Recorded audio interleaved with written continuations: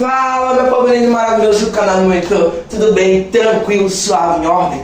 Na tela de hoje a gente vai falar sobre um assunto muito legal, que é sobre Roma Antiga. A gente vai falar sobre monarquia, a gente vai falar sobre a época da República, sobre o pão e circo, a gente vai falar sobre o Império, a queda, os triunviratos. Então a tela de hoje está muito bacana. Tranquilo? Então, bora surfar essa onda? Como já é típico para vocês que já são velhos na nossa sala de aula, mas na história a gente sempre costuma começar nossas aulas falando sobre a importância de se estudar esse assunto nos dias de hoje. Mas isso é importante, assim, eu que só quero fazer prova? Sim. Você que só quer fazer vestibular, você que só quer fazer sua prova da escola, é importante porque cada vez mais o Enem, os vestibulares estão cobrando você uma percepção do mundo comparativo do assunto que você está vendo com o presente momento. Então a gente sempre vai fazer referência com os dias atuais, beleza? A gente vai utilizar os mesmos moldes daquela teleaula de Grécia Antiga, parte 1. A parte 2 em breve estará disponível. Então a gente vai eu tentarei ser o mais dinâmico possível, o mais engraçado, para você fixar com mais facilidade. Então vai ser uma espécie de novela da história. Então a importância. A Roma Antiga ela é importante por vários quesitos. É importante por causa de toda a parte do repertório cultural, literário que ele criou, por ter sido um império global, ou seja, de importância mundial, no período em que ela estava envolvida. A gente também pode falar que meio que ela criou uma língua, uma espécie de língua oficial, uma espécie de inglês da época. A gente pode falar que ela é muito importante demais para a formatação dos regimes políticos que nós temos hoje e para a advocacia e toda a parte jurídica da maior parte dos países hoje que nós temos ao redor do globo. É muito importante para a formação das constituições. Então a importância dela vai do plano econômico para o social, para o cultural, essa ideia de o que é ocidental e oriental, essa divisão do mundo. Então ela é muito importante para o mundo como nós conhecemos, principalmente nós fazendo parte de um país ocidental. Tranquilo? Como foi que Roma surgiu? Roma originalmente, na verdade, Roma é uma cidade que fica numa posição mega, ultra, super favorável. Ela está ao redor de 12 montes. Tanto que tem alguns escritores, até mesmo da época, que falam assim: essa região foi criada para se ter uma cidade, que não existe um local tão propício, com rios perto, que é o rio Tibes, por exemplo, com essa proteção já geográfica que ajuda em ataques, etc., com terras férteis. Então, diferente da Grécia, ele já vai ter terras férteis, já vai conseguir, por exemplo, desenvolver a agricultura. Então pronto, Roma, como nós conhecemos hoje, ela é resultado da miscigenação, do contato, da fusão de alguns povos, como os sabinos, os latinos, os gregos, que estavam ali ao sul da Península Itálica. Península Itálica, que é onde está localizado Roma, onde o Império Romano surgiu, onde foi o berço, está banhado pelo mar Mediterrâneo. Então isso facilitava muito, por exemplo, o transporte, o comércio. Isso a gente vai ver um pouquinho mais na frente a importância disso, tranquilo? Mas principalmente, um povo muito importante para os romanos foram os etruscos. Tanto que os últimos reis da monarquia de Roma, eles foram etruscos. Então o que vai acontecer? Nós vamos ter a sedentarização de alguns grupos, etc. E aí vai surgir a monarquia, tranquilo?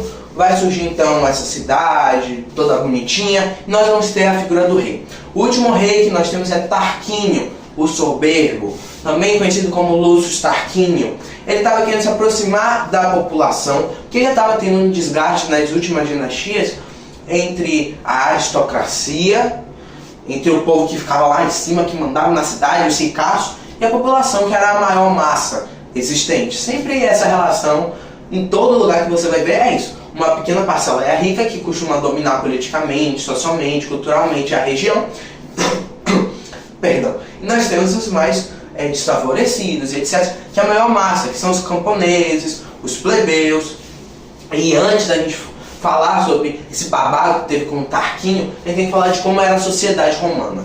Sociedade romana, nós temos lá em cima os patrícios. Então eles eram das famílias originárias dessa região de Roma, eles é que tinham dinheiro, o poder, mas naquela época dinheiro não é como nós vemos hoje, que é, por exemplo, moeda, dinheiro em espécie, ações investidas na bolsa. Não, era até terras. Então os patrícios tinham muitas terras, ok? O que mais? Nós temos os clientes e os plebeus.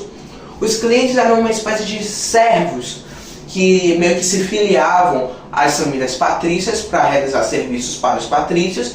Nós temos então, que é muito similar com a servidão da Idade Média, bem parecida realmente. São os plebeus, são os camponeses, que são homens livres, mas não podem assim fazer nada, porque eles não têm poder político, eles não têm influência, tranquilo? E nós temos os escravos, que são oriundos de guerras e etc. Tranquilo? Então pronto. Lúcio Tarquínio estava querendo ficar próximo da população, dos plebeus. O problema é que o poder do monarca era dividido com o Senado. E o Senado era formado por essa aristocracia. Qual é o nome dessa aristocracia? Patrícios. Então nós tínhamos essa competição de poder.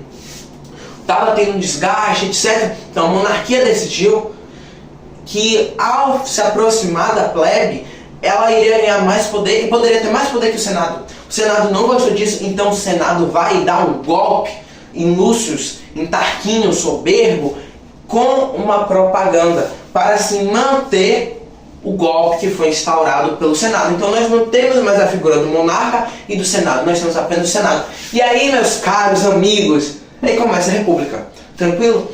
Normalmente não é cobrado tanto em prova essa questão da transição de monarquia e república, mas é muito importante você saber que desde o início a gente vai ver todas as setas do tabuleiro assim direcionando que iria se manter por muitos anos uma oligarquia, ou seja, um governo de poucos. E esses governos de poucos seriam os patrícios que iriam comandar. Seria a classe, a nata da população, como a gente poderia falar nos dias de hoje. Tranquilo? Então nós temos a República. Então a primeira coisa que eles fazem para manter esse governo resultado de um golpe é fazer marketing, né? Tem que fazer marketing. Que é a ideia do fácil e da res publica. O que é a res publica? Res publica é uma expressão em latim que significa coisa pública.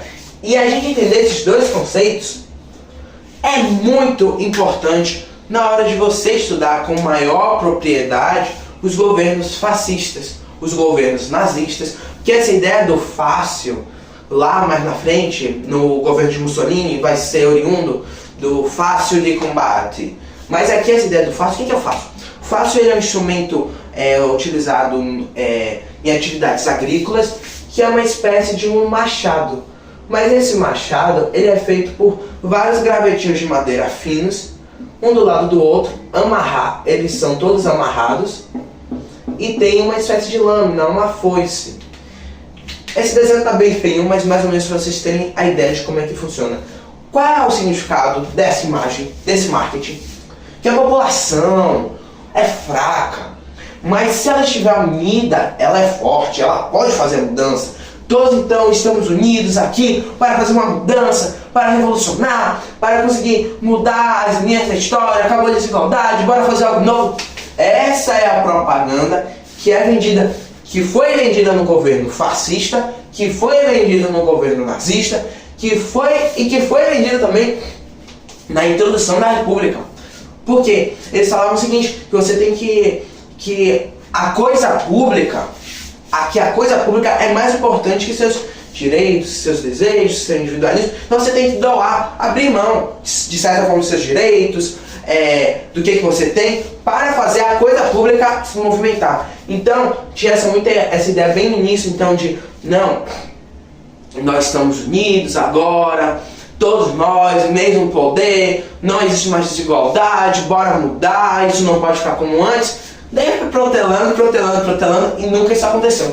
Então a figura do fácil, da res pública, é muito importante. Deu pra entender, gente? Então bora para o próximo assunto, burocratização. Vixe, tá parecendo que a gente tá falando sobre o Brasil, né? Exatamente, porque não é exatamente apenas sobre o Brasil. Mas eu posso fazer esse paralelo com o Brasil, Estados Unidos, posso fazer esse paralelo com países da Europa, com países da Ásia que vão utilizar, tipo assim, as diretrizes, as ideias de governo dos países ocidentais.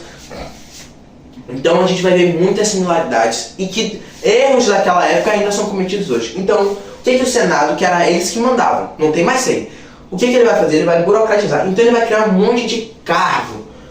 Se você é do 6º, 7º ano, é muito importante você saber quem são essas figuras. Então, saber que é um cônsul, que é quem mandava no Senado, saber quem era um censor, que era a pessoa que ficava responsável pelo censo, que tinha a pessoa responsável pelos impostos, que tinha diversos cargos, isso a gente vai chamar de magistratura, esses são os cargos públicos.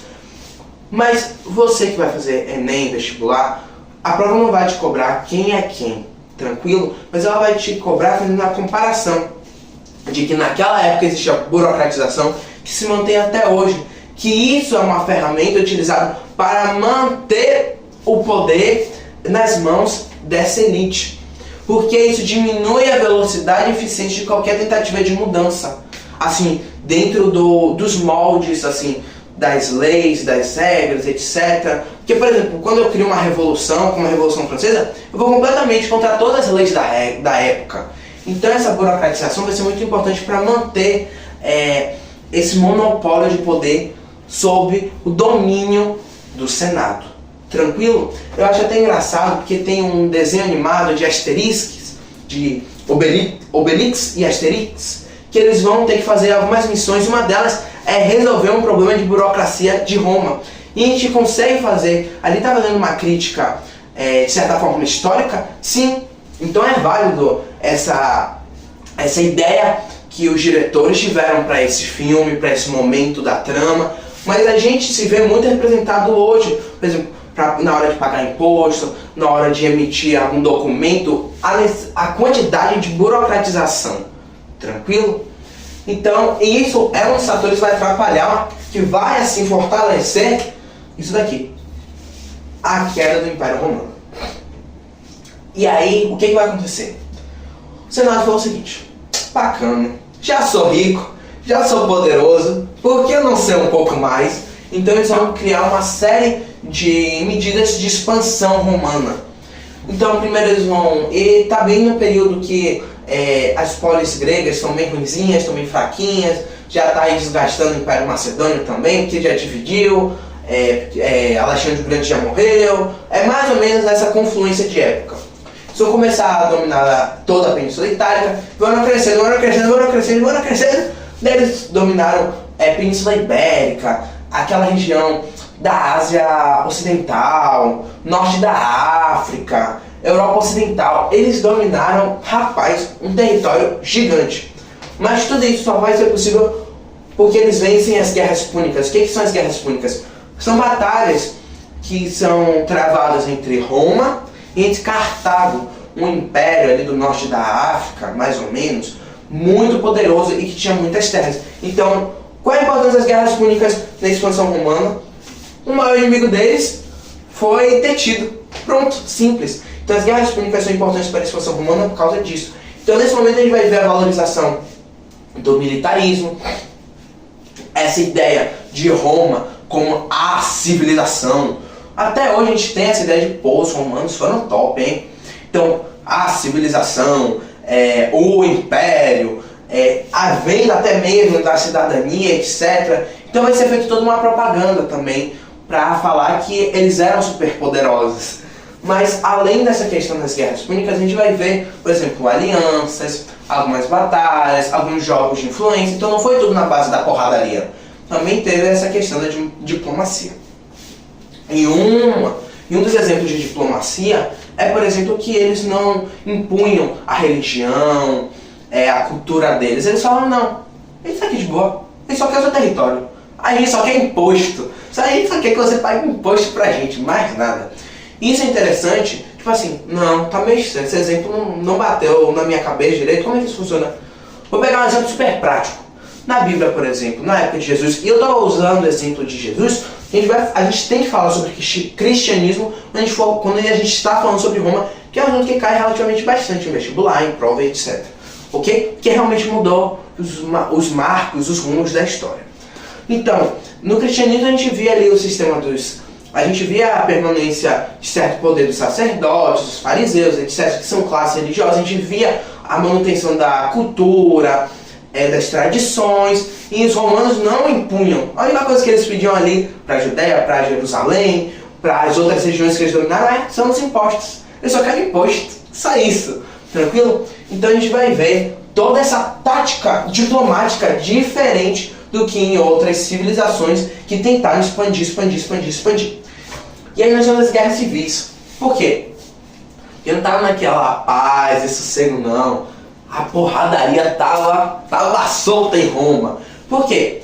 Porque os plebeus foram enganados pelo marketing, pela publicidade do Senado. Cadê minha coisa pública? Cadê a ideia do fácil na prática? Eu não quero ser iludido de novo, não. Sabe, mas agora a gente vai cair pra dentro, vai ser treta, vai ser briga. Então é isso que vai acontecer. A gente vai ter guerra, tipo assim, revoltas, etc. Muitas.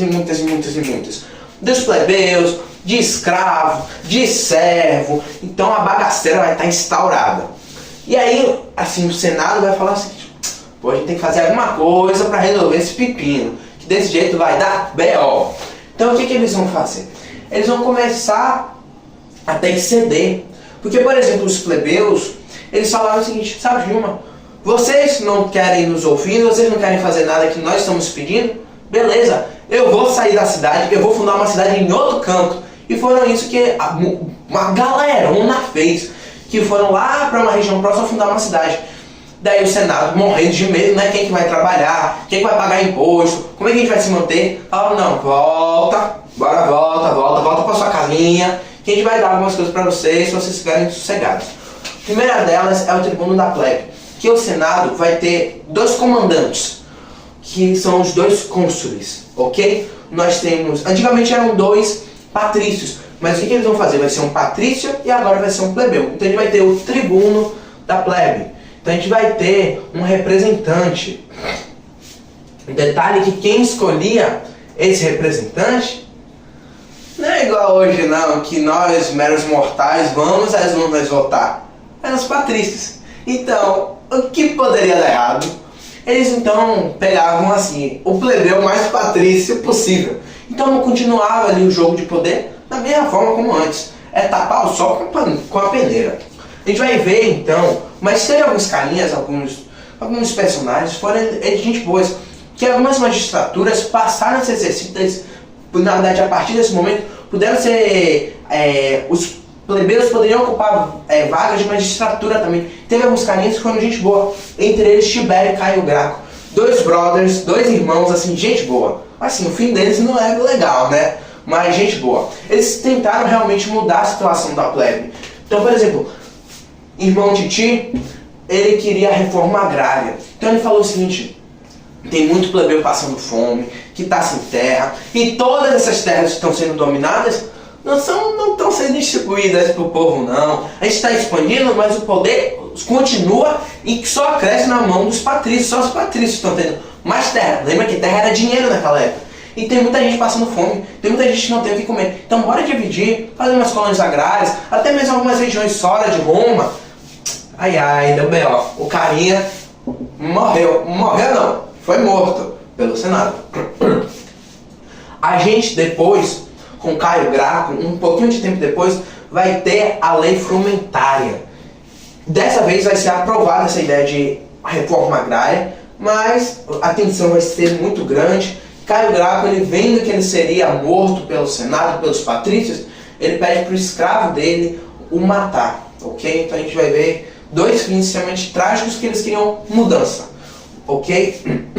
Mas o que é a lei frumentária? A lei frumentária foi a primeira que a gente tem registro de uma lei que concedesse assistência aos mais pobres e etc. Que era concedendo pela metade do preço trigo, alimento.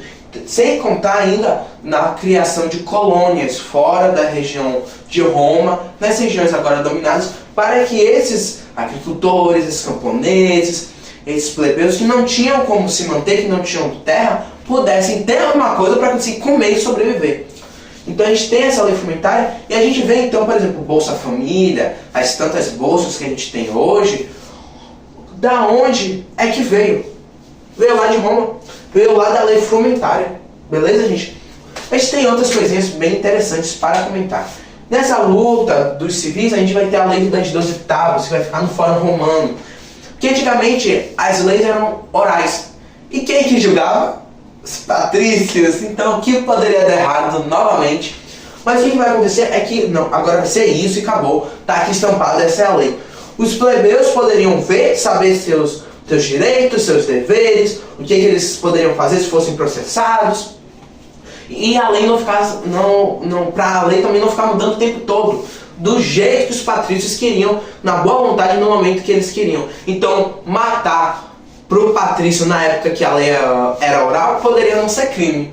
Agora, para o plebeu, andar descalço poderia ser crime, porque quem julgava eram os patrícios. E quem é que verbalizava as regras? Os patrícios. E quem mudava as regras quando queriam? Os patrícios. Então, as leis das 12 tábuas, que é a escrita das regras, é muito importante, principalmente para o direito que nós temos hoje. Essa ideia de direitos e deveres, das constituições. Então, as constituições que nós temos hoje são frutos, são netas, tataranetas da lei das 12 tábuas.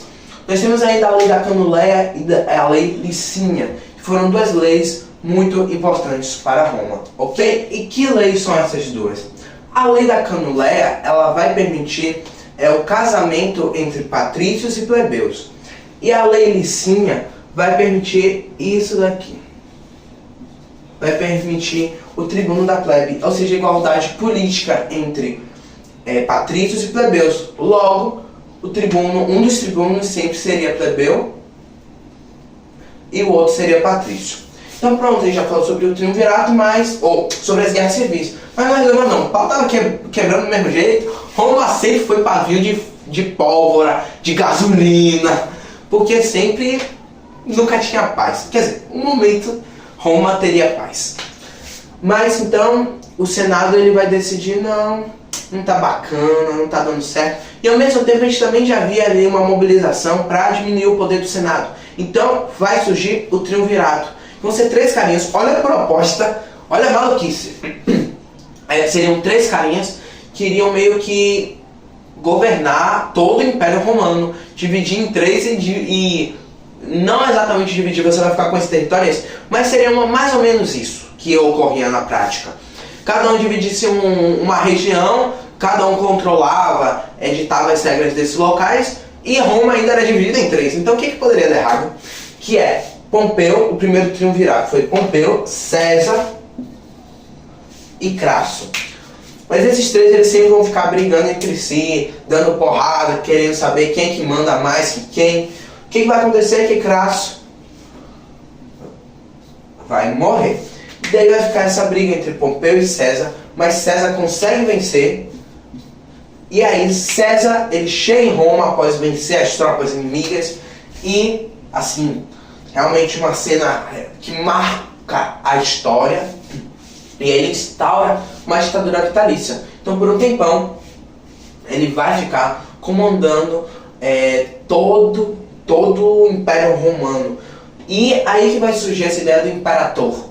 O Imperator era um título que os soldados davam para o seu comandante. Então César virou Imperador. E o detalhe é que muitas das coisas que foram instauradas na época dessa ditadura vitalícia, que é muito parecido com o conceito de tirania na Grécia Antiga, vai ser reproduzido pelo Império.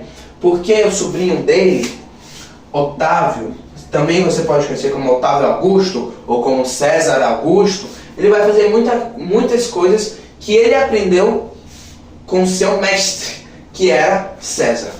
Tranquilo? Então ele vai ser uma figura muito carismática, vai conseguir mobilizar as massas, essa questão da eloquência. Então ele vai ser um cara que vai se dar muito bem com as massas. E por isso que ele vai se manter por tanto tempo. E isso é que também vai ser o motivo da morte dele. Porque o Senado vai observar que o cara tinha muito mais poder que eles. E daí o Senado então faz toda uma reviravolta, assassina César. Aí que vai surgir a célebre frase: até tu, Brutus. E que era um filho adotivo de César, que também vai estar envolvido nessa trama toda, para matar o coitado César, e nós vamos ter o segundo triunvirato. Essa mesma estratégia, dividir em três: Marco Antônio, Lepto e Otávio. O que vai acontecer? Marco Antônio vai pegar a viúva de César, que é Cleópatra, e aí vai ter um monte de briga, um monte de treta para ver quem vai ficar com mais território que quem vai ter mais poder que quem. Esse carinha vai sair da jogada e esse carinha vai sair também da jogada. Quem vai ficar? Otávio. Aí são várias brigas, são batalhas, são guerras, mas Otávio, então, ele sai como vencedor, ele sai como realmente uma espécie de descendente de César, ou pelo menos do que César construiu. E a partir de 27 a.C. até 476 depois de Cristo, nós vamos ter o Império Romano, ok? Então, primeira coisa que ele vai fazer, ele vai seguir os mesmos passos que seu tio, do que César fez. Ele vai centralizar o poder nas mãos do imperador e ele vai divinizar a figura do imperador. Então a gente vai ver muito forte a partir de Otávio essa ideia de adoração, culto ao imperador. Por quê? Tanto que o nome dele já diz isso, que Otávio era o nome original dele, mas ele sempre, a partir desse momento, começou a se chamar de César Augusto. Augusto significa em latim divino. Latim não é língua de cachorro, tá, gente? Então, nós temos essa ideia do Augusto com essa ideia de divino e César de poder. E essa ideia de César vai durar um tempasso. A gente tem czar, tipo assim, ontem. Início, final do século XX, a gente ainda tinha czar, que era essa ideia ainda do César, que a figura do César tem poder. Então o czarismo vai durar, essa ideia do poder, da figura de César como uma figura de poder vai durar um tempão. Até hoje isso ocorre. Mas nesse período a gente vai ter um incentivo demais no militarismo, tanto que o exército vai se manter fixo, ou seja, não é só em tempos de guerra que o exército vai se formar, não. O exército agora vai estar o tempo todo. A gente vai ter então especialização, desenvolvimento bélico, a gente vai ter divididinho, bonitinho, você vai ficar com isso, você vai ficar com aquilo. A gente vai poder, outras pessoas de fora, do Império Romano, territórios anexados, eles vão poder trabalhar no exército para ganhar cidadania, por exemplo. A economia deu um boom gigantesco. Nós vamos ter o latim como língua oficial, a língua mais falada no Império, logo no globo inteiro.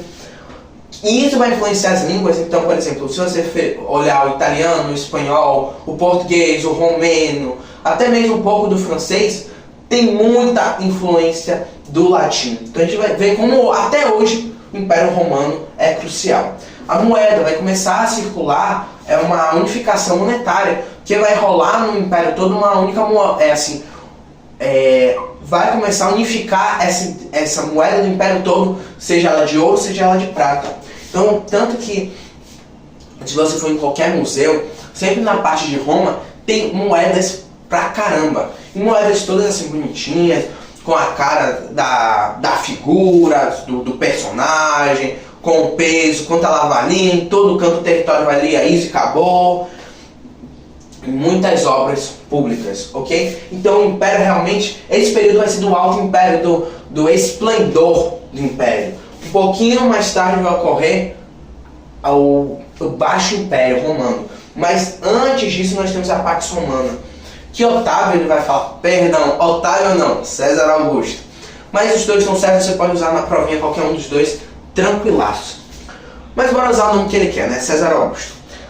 O que vai acontecer a Pax Romana? Ele vai falar o seguinte, não, já chega de território, se a gente aumentar vai ser mais dor de cabeça, não tô afim de dor de cabeça, eu quero cuidar da bagaceira que já está instaurada.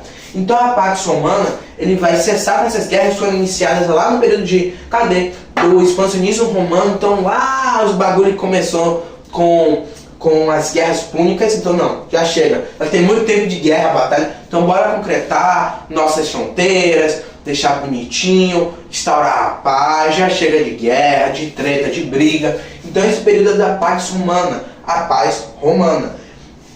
E esse conceito de Pax Romana, por exemplo, vai ser utilizado lá na frente com a Pax Britânica. Então é interessante você já pegar a paz armada também, vai pegar um pouquinho dessa ideia do que foi a Pax Romana. Então esse conceito é muito importante porque é um período de paz, de sossego relativamente para Roma.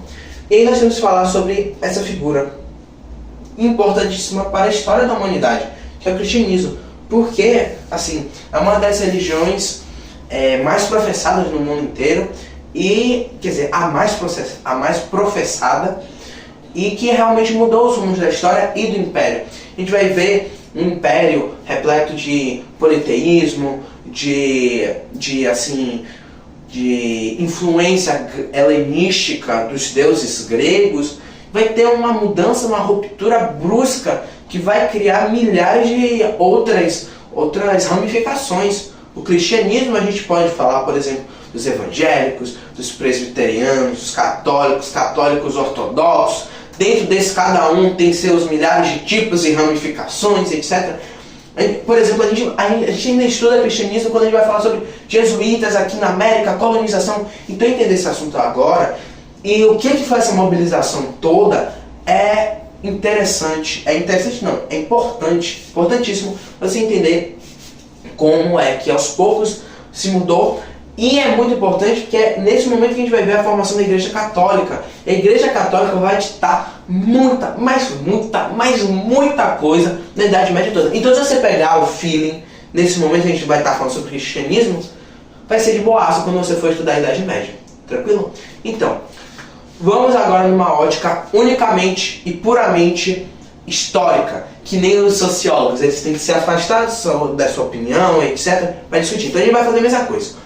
Jesus existiu ou não existiu? Historicamente, a gente tem muito mais provas de que ele existiu do que ele não existiu. A gente tem provas demais. Então, Jesus Cristo sim foi uma figura que existiu historicamente. Bora pegar o que ele pregava. Bora esquecer a parte da religião envolvida, das crenças, etc. Ele falava no monoteísmo. Os romanos falavam sobre o politeísmo. Os romanos falavam que era para ter desigualdade, porque tinha plebeu, tinha patrício, tinha plebeu, tinha cliente, que era uma espécie de servo, que a gente já comentou, tinha escravo, tinha muito escravo. Então, e do outro lado eles falavam, não, todos somos iguais, todos somos filhos de Deus, tem que ter igualdade. Olha os choques. Os cristãos, agora já estou saindo um pouco da figura de Jesus Cristo. Os cristãos, eles não vão aceitar prestar nenhum tipo de culto ao imperador, então vai direto a essa ideia que foi tão vital para a formação do império, etc., como o imperador realmente sendo essa figura cultuada, e isso vai ser um dos motivos que o império se manteve por muito tempo. A gente vai ver uma figura que foi morta, que foi martirizada, e ao invés disso cessar, a religião aumentou apenas mais, e cada vez que aumentava a perseguição que o Império fazia, a pressão sobre os cristãos, quanto mais mortos, quanto mais assim, coisas horrendas ocorriam no Coliseu, que jogavam os cristãos para serem comidos por feras, mas a religião crescia, porque todo mundo falava o seguinte, pô, eles estão até a morte falando que, acreditando numa figura que foi assassinada, que foi morta, e eles falam que ressuscitou. Peraí, se eles acreditam nisso até morrer, até a morte, pela vida, tem alguma coisa que não está batendo. Eu preciso entender o que é isso. Então o cristianismo crescia demais no Império. E para o Império, e tanto até mesmo na época, no período de Jesus, que motivou a crucifixão, a gente vai ver como realmente era uma ameaça para o Império essa ideia e as bases que o cristianismo pregava. Então, logicamente, numa pauta muito mais política e de influência, Constantino ele vai permitir a livre profissão de fé dos cristãos. Então os cristãos param de ser perseguidos, e nós temos o imperador Teodósio, que ele vai proclamar como religião oficial o cristianismo. Então, da religião mais perseguida para a religião oficial do Império. Mas nesse meio tempo e nesse período vai ocorrer muita coisa. E tanto que o cristianismo que nós temos aqui antes de Constantino vai se mudar de Teodósio para frente. A gente vai entender isso por quê. E também a gente vai entender isso na unificação da Europa, um pouquinho mais na frente, na Idade Média. Mas espera, que ainda tem muita coisa. Tem um ponto ainda muito importante para a gente falar. Que quando a gente fala sobre obras públicas, a gente tem que falar sobre o Coliseu, que é o símbolo do pão e circo. O pão em circo é uma técnica que foi originada lá na República, mas que se manteve e que aumentou cada vez mais no Império. E pão em circo cai demais em prova vestibular. Então, se você não entendeu nada de Roma, preste atenção agora. Pão em circo é o seguinte: a gente chamava todo mundo, assim, ficou mais famoso que o Coliseu. Rapaz, é uma baita obra. E a maior parte dos espetáculos após a construção do Coliseu ocorreram no Coliseu. Então ele chamava a galera toda pro Coliseu, bora, vem. E eles davam alimento lá de graça, grátis, e o espetáculo, entretenimento. Então o que eles faziam? Eles pegavam as massas da população e o que acontecia? Eles davam alimento de graça, entretenimento, eles afastavam a população de pensar, de criticar, de analisar, de utilizar o raciocínio crítico dos problemas internos de Roma. Então eles davam ali só para sobreviver e dessa forma eles mascaravam os problemas. Então, diferente dos camponeses, dos plebeus que a gente vai ver aqui nas guerras civis, que estavam toda hora brigando, que estavam querendo fazer mudança, nesse período daqui a gente vai ter outro tipo de plebeu, que só quer ficar ali sentado no sofá, comendo pipoca e assistindo televisão. Bem, é mais ou menos isso que ocorria nesse período da antiguidade clássica. E hoje essa ideia de pão em circo se mantém até hoje, principalmente em época de eleições, a gente pode ver isso. Quer ver? Eu vou deixar um pouquinho de lado esse exemplo da política que você pode imaginar. Então, por exemplo, dar muito benefício, incentivo, essas coisas, para fazer com que isso, por exemplo, quando alguma figura política está em xeque, está em muito questionamento, ele dá esses bônus, essas coisas para abafar a multidão, tampar o buraco e continuar o jogo, continuar fazendo o que ele quer. Mas quer ver outra coisa? Copa do Mundo. Por exemplo, quando tem Copa do Mundo, todo mundo esquece de qualquer problema, de qualquer dor de cabeça do vizinho que está furando o seu teto em cima, que está dando barulho. Então, por exemplo, a gente tem essa ideia, então, o povo todo se unia, ia para um lugar, então se divertia, comia um pouquinho, quando ele retornava, já não está nem aí para os problemas de Roma. Então isso fez com que o Império durasse demais. Que observe, bora esquecer esse período daqui.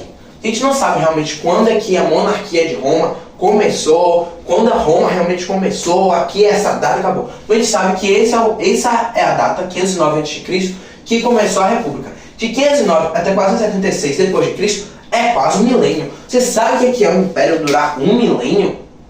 Um milênio, um território daquele tamanho, é tempo pra caramba e ainda ter tática. Porque o poder continuou sempre na mão dos mesmos por 1000 anos. O mesmo grupo da sociedade controlou, tipo assim, metade é exagero, mas um terço, um quarto do globo. Realmente são várias táticas que se mantêm até hoje, várias estratégias. Então, nós vamos agora para o fim de Roma. Aos poucos, com a expansão do Império, a gente vai ter a entrada dos bárbaros. Que bárbaros significam aqueles que não falam direito, aqueles que não falam latim, da forma como nós falamos.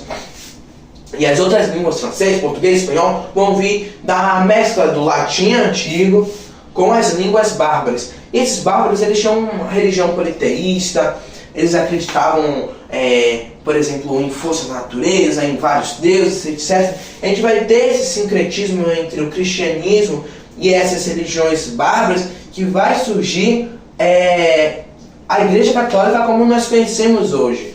Eu não vou gastar o tempo da teleaula com isso, porque isso não é cobrado no vestibular, tranquilo? Mas se você for ver, a gente pegar a igreja no formato que era antes de Constantino e depois de Teodósio, a gente vai ver que muita coisa é diferente por causa desses bárbaros, por causa desse sincretismo. Então, por exemplo, sincretismo só tem aqui na Bahia, sincretismo só tem em Salvador, sincretismo só tem no Brasil. Não, a gente vê sincretismo desde aquela época.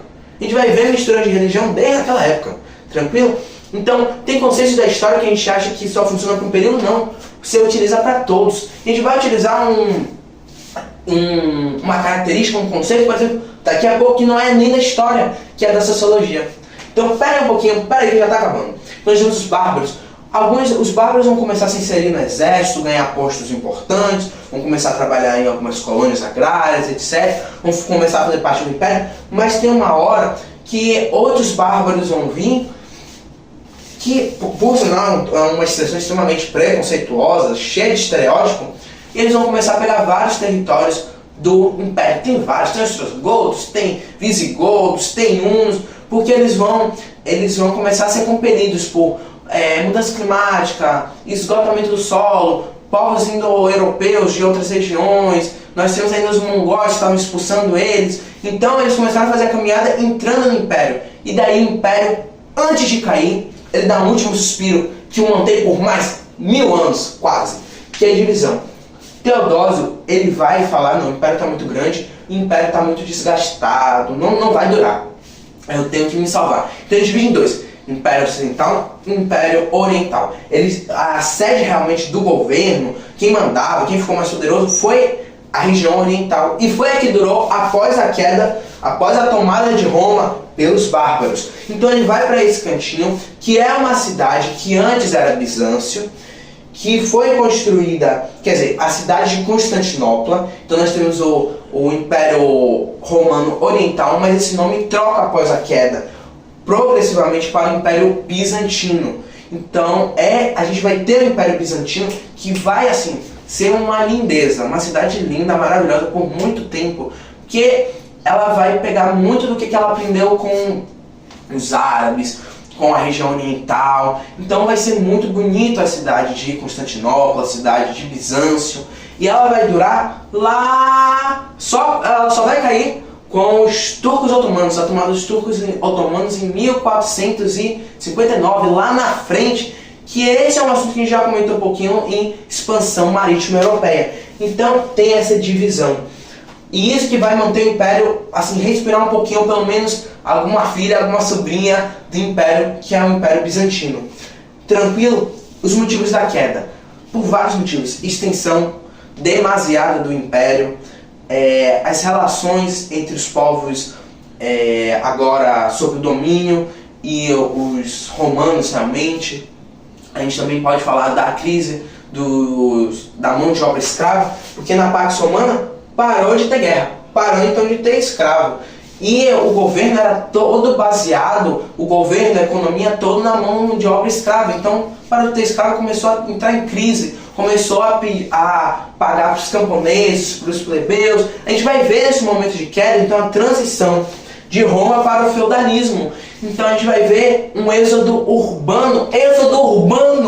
Tipo assim, isso é inédito quase na história. O único momento realmente a gente teve êxodo urbano, de verdade, pancadeiro na história, foi nesse período, finalzinho de Roma, queda. Então a gente vai ver, por exemplo, burocratização demais, corrupção. A gente vai ver ainda, por exemplo, anomia da sociedade. Anomia é um conceito de Emily Durkheim, lá de sociologia, eu não vou me estender muito, mas se diz assim que a sociedade está ficando doente, que as instituições estão caindo. A gente vai ver que os níveis de violência, pobreza, fome vão crescer, roubo, vão crescer demais no fim do Império Romano. Então se você quiser botar anomia na prova, você pode, tá ligado? Então vão ser várias questões, inflação lá em cima, fome, são vários aspectos que vão levar à queda. Então, realmente Roma ela é tomada em 476, mas uma filhinha dela, que é o Império Bizantino, permanece por um tempão. Então, se a gente for assim, na forma mais material possível, o Império Romano, até onde nós sabemos pela história, dura quase 2000 anos. Tempo pra caramba! É 500 anos, mais 500 anos, mais 1000 anos, 2000 anos, perdão, gente. Então, o Império, ele, assim, durou demais. E por isso que a gente estuda Roma com tanto afinco, porque ela é que vai dar fim à Idade Antiga, à Antiguidade Clássica. Então a queda de Roma é o marco do fim da Antiguidade Clássica, e a queda da filhinha dela é o fim da Idade Média. E a gente vai ver todas as características no final. É importante, se você não prestou atenção, voltar um pouquinho, porque essa transição, você se embola com a Idade Média, muita gente se embola realmente. Pô, como é de Roma, que era um monte de cidade, um monte de centro urbano, um monte de comércio, foi parar no feudalismo, que é um monte de gente meio que assim, um monte de núcleozinho, cada um com poder todo fragmentado, só ali, sem comércio, etc. Então, se você não prestou atenção, volta um pouquinho, porque entender essa virada de chave, que não foi da noite para o dia, foi um processo impulsionado por uma série de fatores, vai facilitar demais para fazer a prova que pode ser amanhã, mas a que pode ser também a de mais pra frente sobre Idade Média. Então, galerinha, se vocês gostaram da aula de hoje, deixa o like, se inscreva no canal, aperta no sininho e compartilha para que nossa sala de aula cresça cada vez mais. Então, até a próxima teleaula!